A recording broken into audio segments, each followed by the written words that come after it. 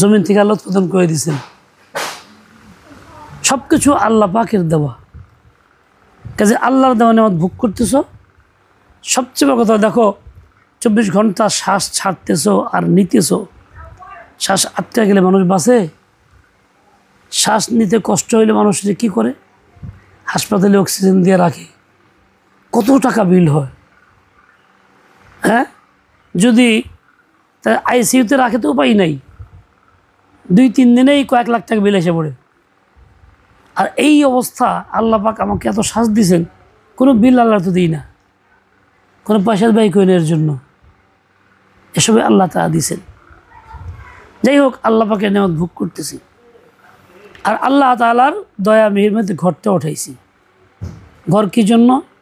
আমার ইজ্জত রক্ষার জন্য, সম্মান রক্ষার জন্য, আমার হেফাজতের জন্য, আমার স্ত্রী বাল বাচ্চার পর্দার জন্য। রোদের মধ্যে বসতে পারি, বৃষ্টি এলে আরাম করতে পারি, শত্রু থেকে বাঁচতে পারি। ঘর একটা নিরাপদ জায়গা, বাইরে যেতে নিরাপদ জায়গা ঘর। এই ঘর আল্লাহ পাক দেওয়ার তৌফিক দিয়েছেন। এখন তোমার কাজ কি? হাদিসে পাকে আসে লা তাজআলু বুয়ুতাকুম মাকাবির, তোমরা ঘরকে কবরস্থানে পরিণত করো না। তার মানে কবর হইল এমন জায়গা যেখানে আল্লাহর নাম, জিকির, তেলাওয়াত, আমল, ইবাদত কিছু নাই। তুমি যদি ঘরটাকে এরকম আল্লাহর জিকির, তেলাওয়াত, ইবাদত খালি রাখো, এটা কবরই হয়ে গেল, বেশ কম থাকলো না।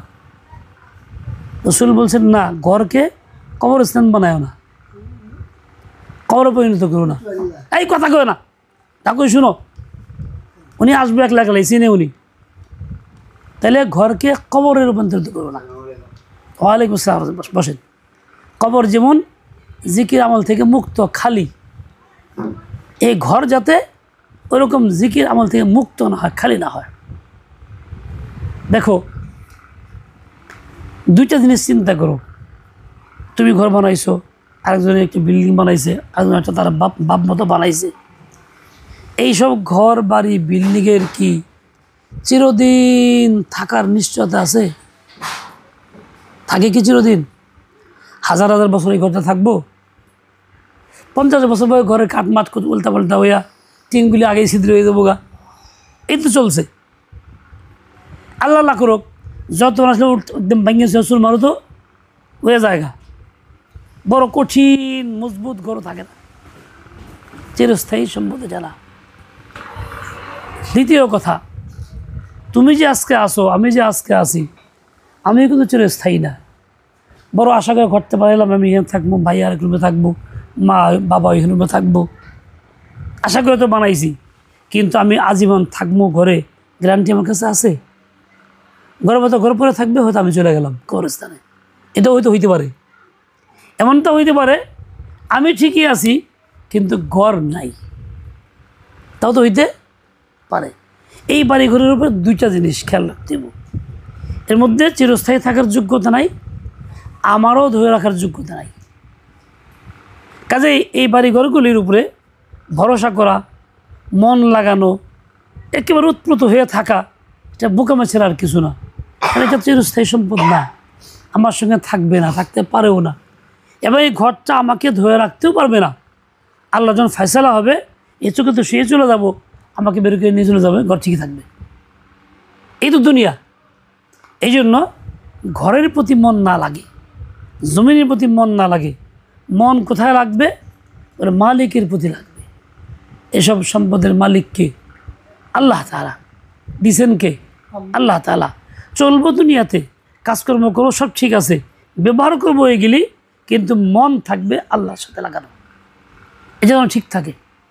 তাই 5 ওয়াক্ত নামাজ, ঘরে কোরআনের তেলাওয়াত, সকাল সন্ধ্যা জিকির, মামলাত আদায় করবা, মা বোনদেরকে বলবা, বাচ্চাদের নিয়ে করবা, এটা সকাল সন্ধ্যায় কিতাবের আলোচনা মোজাকারা করবা, বেশ চুপিটা শোনাইবা সবাইরে, ফাজাইল আমল থেকে পড়ে শোনাইবা, সকালবেলা একবার বেশ পড়ে শোনাইবা, আবার শোয়ার সময় ইমানের কথা বলবা। এভাবে ঘরটাকে জিন্দা করবা, আবাদ করবা। ঘর জিন্দা করা, আবাদ করা আমাদের কর্তব্য।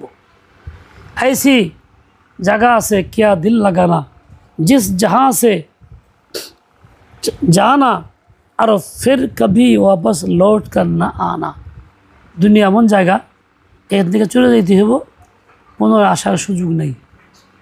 ऐसी जगह से क्या दिल लगाना, এমন জায়গার সাথে মন কি লাগাবো, কোনো ক্রমেই যা বুদ্ধিমানের কাজ হবে না।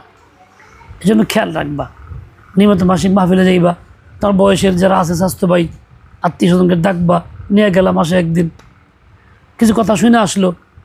আল্লাহ পাক কারে কোন কথা দিলে বুঝ দিব এটা তো বলা যায় না। 10 কথা শুনে বোঝা না, আর 1 কথা শুনে বুঝে যায়। এই জন্য মেহনতটা চালু রাখবা। আমরা বুড়া মানুষ চেষ্টা করে আমতি খামতি করে যাওয়ার লেগে, তার সাথে সহায়তা করো, তোমরা যাও, 2 একদিন নিয়ে যাও, এভাবে আমল করো। আল্লাহ পাক তৌফিক দেন। দোয়া করি আল্লাহ তাআলা বরকত নসিব করেন। শর্ত হলো ঈমান ও হিদায়াতের উপর থাকা। শেষ কথা দেখো, এগুলি কি পানি না অন্য কিছু?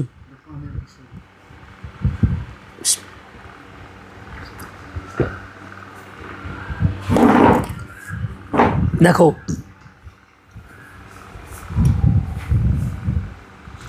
আবু হুরায়রা রাদিয়াল্লাহু আনহু 3 ভাগে ভাগ করতেন সময়টাকে।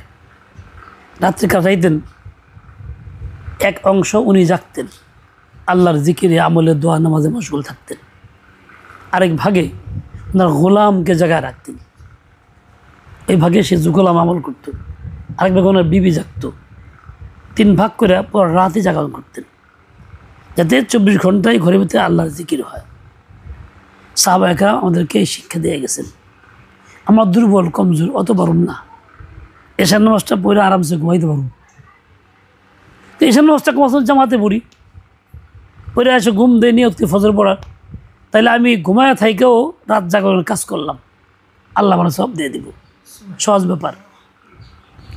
দেখো, এই ঘর আমার জন্য যেমন ইজ্জত হেফাজতের জন্য জায়গা, নিরাপত্তার জায়গা, আরামের জায়গা, ঠিক এই ঘরটা কিন্তু আমাকে অনেক খারাপ কাজে সহায়তাও করতে পারে যদি আমি খারাপ কাজ করি।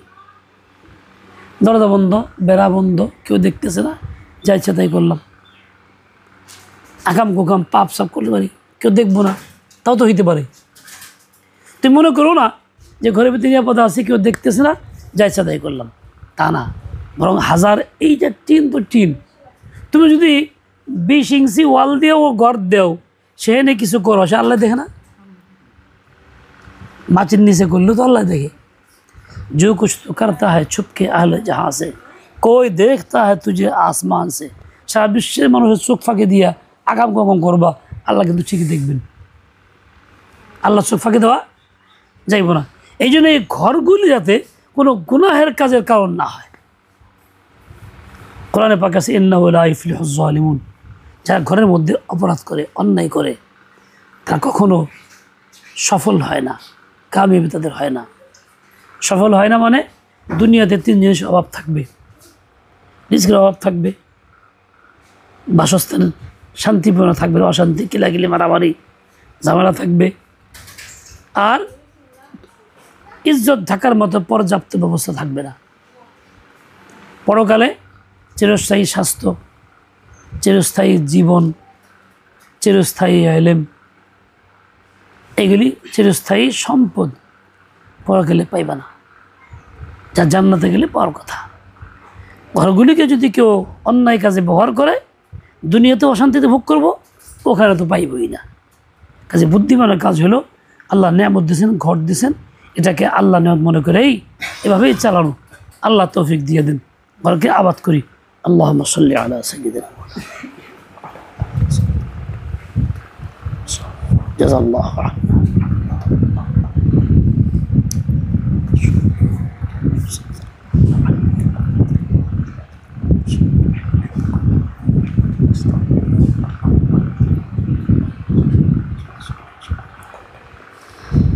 ولا تكلنا إلى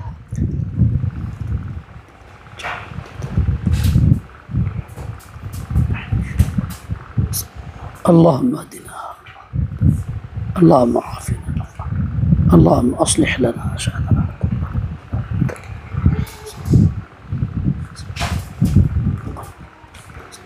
اللهم بارك لنا فيها، اللهم قنا شر ما قضيت